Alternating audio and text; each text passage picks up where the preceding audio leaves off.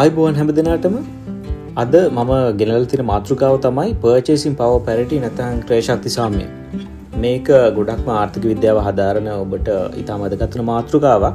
නමුත් අප සියලු දෙනාටම දැනුමට එකතු කරගන්න පුළුවන් නම් ඉතාම හොඳම දෙයක් තමයි මේ purchasing power parity කියලා කියන්නේ. ඉතින් AI තාක්ෂණයත් සමග මේ වීඩියෝ එක හදපු නිසා සුළු අඩුපාඩුකම් තියෙන්න පුළුවන්. නමුත් මේ කන්ටෙන්ට් එක ගැන අවධානය යොමු කරන්න වැඩිපුර ඔබේ දැනුමට ගොඩක් වැදගත් දෙයක් එකතු කරගන්න පුළුවන් වේවි. බොහොම ස්තුතියි.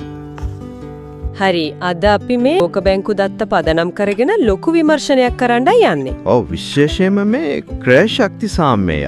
ඒ කියන්නේ PPP දත්ත ගැන. හරියටම නිකම්ම ඩොලරේ අගයෙන් රටවල් මනින්න ගියොත් කොච්චර දේවල් මගේ ඇරෙනවද කියලා මේ දත්ත වලින් අපිට හොඳටම පේනවා. ඇත්තටම නාමික GDP එකෙන් විතරක් බලන එක ගොඩක් වෙලාවට නොමග යවන සුළුයි. ඒකනේ මේ හාවර්ඩ්, කේම්බ්‍රිජ් වගේ ලෝකේ ප්‍රධාන ආයතන පවා දැන් හුදු විනිමය අනුපාත අතෑරලා සැබෑ ආදායම මනින්න මේ PPP ක්‍රමයම පාවිච්චි කරන්නේ. ඒකට හේතුව තමයි ඩොලරයක් ලෝකයේ හැමතැනම එක විදියට හැසිරෙන්නේ නැති එක. අර ජාත්‍යන්තර ඩොලරය කියන සංකල්පය මෙතනදී ගොඩක් වැදගත්. ඒ කියන්නේ අර එකම භාණ්ඩ හා සේවා මල්ලක් එක එක රටවලදී ගන්න යන වියදම සංසන්දනය කරන එක නේද? අනිවාර්යයෙන්ම. ඒකෙන් තමයි රටක මිනිස්සුන්ගේ සැබෑ ජීවන තත්ත්වය අපිට හරියටම අල්ලගන්න පුළුවන් වෙන්නේ. මේ දත්ත දිහා බලද්දි මාව පුදුම කරපු පළවෙනි දේ තමයි සිංගප්පූරුව. ඕ, ජාත්‍යන්තර ඩොලර් 1,50,689ක් කියන්නේ පොඩි අගයක් නෙවෙයි. ඇත්තටම මුලින්ම හිතෙන්නේ සිංගප්පූරුව කියන්නේ පට වියදම් යන රටක් නේද? කොහොමද මෙහිම වෙන්නේ කියලා. ඒක තමයි ගොඩක් අයට වරදින තැන. එහෙ ජීවන වේදම ඉහළයි තමයි. හැබැයි මිනිස්සුන්ගේ ආදායම සහ ඵලදායතාවය ඊට වඩා ගොඩක් වේගයෙන් ඉහළ ගිහින් තියෙනවා. ඒ කියන්නේ ශ්‍රී ලංකාව වගේ රටකට සාපේක්ෂව බැලුවම යාළගේ ක්‍රය ශක්තිය 9කටත් වඩා වැඩි. හරියටම කිව්වොත් 9.6 ගුණයක්.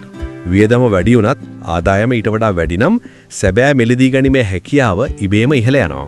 ඒක ඕස්ට්‍රේලියාව සහ බ්‍රිතාන්‍ය දිහා බැලුවමත් හොඳටම පේනවා.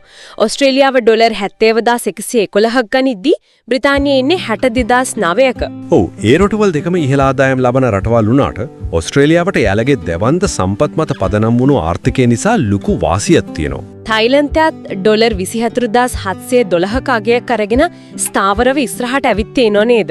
ඒකට ප්‍රධානම හේතුව සංචාරක කර්මාන්තයට අමතරව එයාලා හදාගෙන තියෙන ශක්තිමත් නිෂ්පාදන ආර්ථිකය. දැන් අපි අපේ කලාපයට, ඒ කියන්නේ දකුණු ආසියාව පැත්තට හැරුණොත් ශ්‍රී ලංකාව සහ ඉන්දියාව අතර තියෙන වෙනස ගොඩක් කැපිපේනවා. ඇත්තටම දරුණු ආර්ථික අර්බුදයකින් පස්සේ වුණ ශ්‍රී ලංකාව ඩොලර් 15,633ක අගයක් අරන් ඉන්දියාවට වඩා ඉදිරියෙන් ඉන්නවා. ඉන්දියාව ගෝලීය වශයෙන් දැවන්ත ආර්ථිකයක් වුණාට එයාලගේ අගය ඩොලර් 11,160යි. අන්න එතන තමයි ජනගහනය කියන සාධකය බලපාන්නේ. ආර්ථිකය කොච්චර ලොකු වුණත් එක පුද්ගල ඵලදායීතාවය අති විශාල ජනගහනයක් අතරේ බෙදලා එනවා. මෙතනදී තව දෙයක් පැහැදිලි කරන්න ඕනි.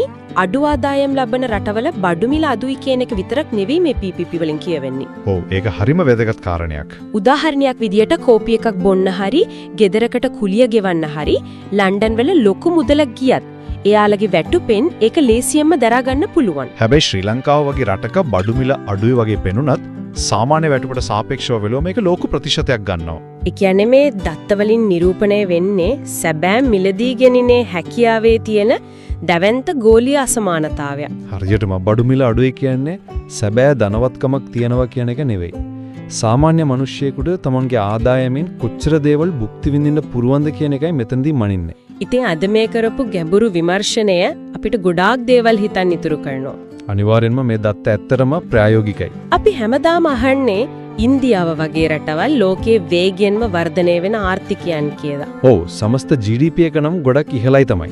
හැබැයි සමස්ත ආර්ථික නිෂ්පාදිතය එච්චර විශාල වෙලත් සාමාන්‍ය ජනතාවගේ සැබෑ ක්‍රය ශක්තිය මෙච්චර පහළ මට්ටමක තියෙනවනම් අපි අනාගතයේදී මේ ගෝලීය ආර්ථික සාර්ථකත්වය කියන එක මනින්න ඔය සැබෑ නිර්ණායකය මොකක්ද? ඒක ඇත්තටම ලොකු ප්‍රශ්නාර්ථයක්. නිකම්ම සමස්ත GDP එකෙන් රටක සාර්ථකත්වය මනින්න එක කොච්චර දුරට සාධාරණද කියන ප්‍රශ්නෙත් එක්කම අද අපි මේ කතාබහ මෙතනින් නවත්තමු.